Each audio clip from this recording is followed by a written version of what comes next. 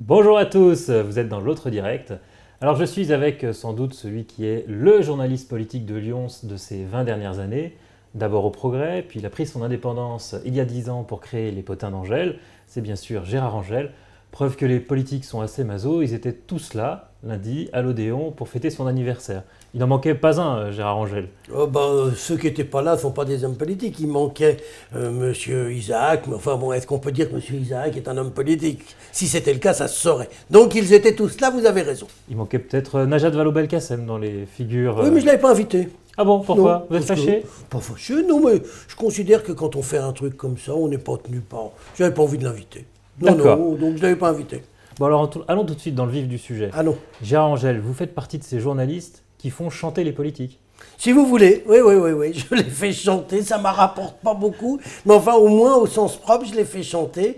Pas tous, parce que certains chantent très faux, mais vous avez pu voir que Gérard Collomb est prêt toujours à pousser la chansonnette. D'ailleurs, je vais vous confier quelque chose. Lundi, il m'a demandé à plusieurs reprises, vous ne pouvez pas nous faire chanter, parce qu'il sait que les autres chantent très faux, et que lui sait à peu près chanter, et donc il aurait pu ridiculiser les autres sans que qu'on voit que c'était de sa faute à lui. Voilà. Et alors vous lui avez pas fait ce plaisir Non, parce qu'il non, n'a pas chanté au Mais final. non, j'ai pas voulu faire chanter personne, parce que d'abord je chante très faux moi-même, donc je me mets dans la position de l'homme politique qu'on va obliger de pas pousser la chansonnette et qui se retrouve dans une situation épouvantable. Moi, on me demande de chanter dans les mariages, quand on veut virer les gens à la fin, on dit oh, tu veux pas chanter un petit truc? Et là, dans les minutes qui viennent, tout le monde s'en va.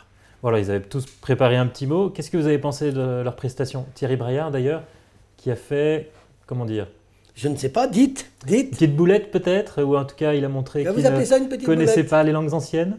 Ah non, il ne connaît pas les langues anciennes, il ne sait même pas lire, puisque, bon, on ne va pas rentrer dans le détail, mais il a montré manifestement qu'il n'avait aucune connaissance du latin, puisque il a confondu le mot valet, qui est une forme latine de formule de politesse qui voulait dire porte-toi bien, amitié, on dirait aujourd'hui amitié ou cordialement vôtre, et il a cru que c'était un nom.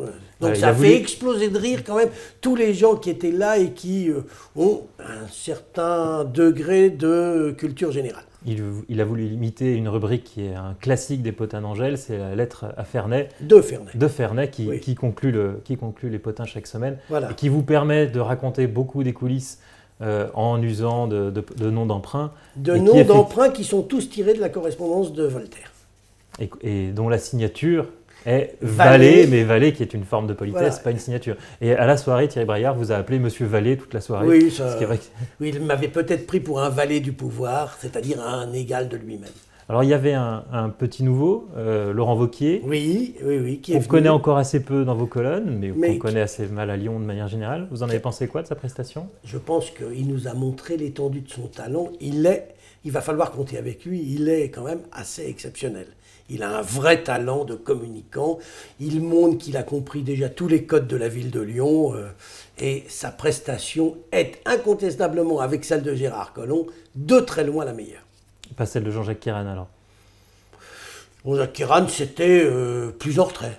C'était pas mal. Enfin, bon, on avait de tout. On avait l'excellence, Collomb, Wauquiez. On avait la moyenne, Kéran et notre ami Guillotot, plutôt bien. Et puis on avait le bonnet d'âne qui est revenu à notre ministre. Ce qui est encourageant, ça montre que tout le monde peut être ministre dans ce pays. C'est une vraie démocratie. Alors, je lis aujourd'hui, là ce matin, dans les Potins qui viennent de Je vous sortir. en félicite, c'est vous qui achetez les potins. Parce que Mais oui, c'est moi. j'en vends un toutes les semaines. Mais tous les jours depuis 10 ans. Ah, Enfin, oui. toutes les semaines depuis 10 Voilà, ans. donc c'est vous, mon lecteur, non, parce que mes confrères s'amusent à dire toujours que je n'ai pas de lecteur. Vous n'avez pas de lecteur, vous allez mourir, puis vous êtes Voilà. là depuis 10 ans. Hein. Ça m'amuse. On connaît ça. Voilà. Et alors je lis qu'il y avait à votre soirée le président de la région, l'actuel et le prochain. Oui, Vous n'allez pas un peu vite en besogne là? l'actuel est le prochain. Bah, Jean-Jacques Kéran et Laurent Wauquiez. Il a L'actuel- déjà perdu Jean-Jacques Kéran? Attendez, l'actuel et le prochain. Ah, ça peut être le même. Non, mais Vous n'êtes pas attendez. si méchant en fait. Voilà, vous interprétez. Je vois qu'en fait, vous êtes un mauvais journaliste. Un journaliste, ça regarde les faits. Et vous, déjà, vous êtes dans une analyse. Regardez les faits. Nous avons dit l'actuel, Jean-Jacques Kéran, et le prochain qui ne peut être que Kéran ou Wauquiez. Vous êtes Bravo. d'accord avec moi? Je suis d'accord avec vous, je vous félicite. Je vous en prie. Alors on prend des nouvelles aussi de votre meilleur ami, qui n'était pas là. Lundi Alors soir. lequel? Bernard Rivalta. Ah, Bernard Rivalta, un ami, un ami des potins. Un ami des potins, qui a fait vivre les potins longtemps. Qui a fait vivre au moins, qui a enrichi les potins avec ses tribulations, avec ces histoires d'indemnité que nous avions sorties. Il nous en veut un peu parce qu'à cause de nous, il aurait été obligé de rembourser 150 000 €. Attendez, il ne faut pas non plus exagérer. Cet homme il devrait remercier les potins. Il était hors la loi avec ses indemnités. Et nous, lui a permis de revenir dans les clous. Je ne comprends pas qu'il ne soit pas un ami. Et il a dû rembourser ses indemnités. Alors, on va souhaiter au revoir aux téléspectateurs de TLM. L'émission continue sur lyoncapital.fr, toujours avec Gérard Angel. Quand vous dites au revoir aux téléspectateurs de TLM, vous mettez un S ? C'est comme les lecteurs des potins d'Angèle, on va dire. Méchanceté pour méchanceté. Alors Bernard Rivalta n'est pas là, mais ce qu'on lit aussi dans les potins d'Angèle cette semaine, c'est que les pratiques continuent. Keolis gardera le contrat de la gestion des TCL à Lyon. Ils sont même le seul candidat, signe que personne ne croit que c'est une concurrence libre. Exactement, non, mais j'ai eu les différents concurrents potentiels au téléphone qui m'ont dit, je leur ai demandé pourquoi ils n'avaient pas été candidats.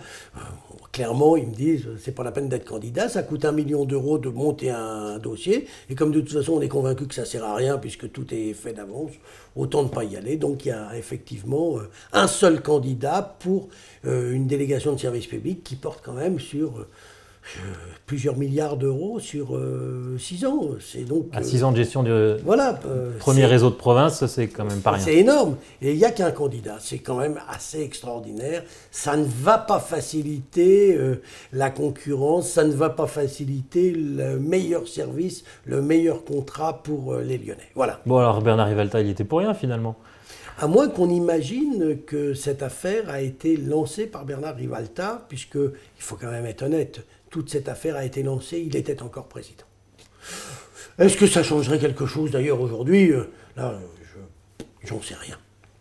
Alors vous êtes aussi sur scène un dimanche par mois, je ne dis pas d'erreur. Un dimanche tous les 2 mois. Tous les 2 mois, oui. À l'Odéon, vous invitez une personnalité politique pour faire une revue de presse humoristique, en chanson, en imitation. Avec des amis, avec des comédiens, avec un imitateur, avec un vrai journaliste politique, lui sérieux, qui est Geoffrey Mercier, le journaliste vedette du Progrès, qui montre qu'on peut être sérieux et avoir aussi de l'humour.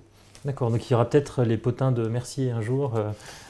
Ça, vous lui posez il suit la même carrière que vous plus tard. Vous lui posez la question et vous verrez bien. Alors pour la prochaine édition, vous avez Laurent Wauquiez en invité et puis une surprise, Brice Hortefeux. Alors du coup, comme on a Brice Hortefeux, j'ai dit à Laurent Wauquiez de rester dans sa campagne. Je préfère avoir Brice Hortefeux, ancien ministre de l'Intérieur, meilleur ami de Sarkozy. Enfin, on a plein de choses à dire avec lui. On va bien s'amuser. Alors c'est l'avantage de la nouvelle grande région, c'est que ça fait des nouveaux personnages pour les potins d'Angèle. Oui, parce qu'on manquait un peu, donc on se renouvelle.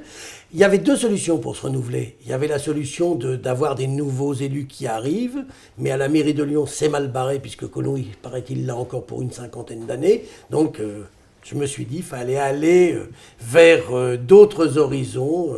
Et le président de la République m'a entendu et nous a offert sur un plateau l'Auvergne qui nous permet d'avoir le fils Giscard, d'avoir Brice Hortefeux, d'avoir naturellement Laurent Wauquiez et puis quelques autres qui feront probablement les beaux jours des potins dans quelques temps.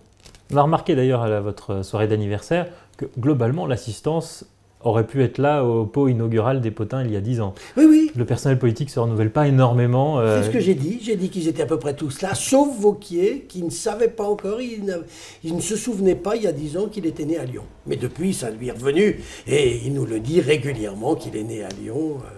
Comme quoi, vous voyez que la mémoire revient, il ne faut jamais désespérer. Il vous a offert des lentilles d'ailleurs. Il m'a offert des lentilles depuis. C'est très gentil de sa part. On va les manger. Ça permettra aux potins de repartir pour 10 nouvelles années. Comment vous voyez les potins maintenant ? Les potins, si on trouve un peu d'argent, on continuera. Si on n'en trouve pas, on arrêtera, puisque les potins sont en état de quasi-faillite permanent. C'est le miracle d'une presse satirique en province, mais un miracle qui dure depuis 10 ans. Gérard Angel, merci, et puis je vous souhaite à bientôt pour une nouvelle émission de l'Autre Direct.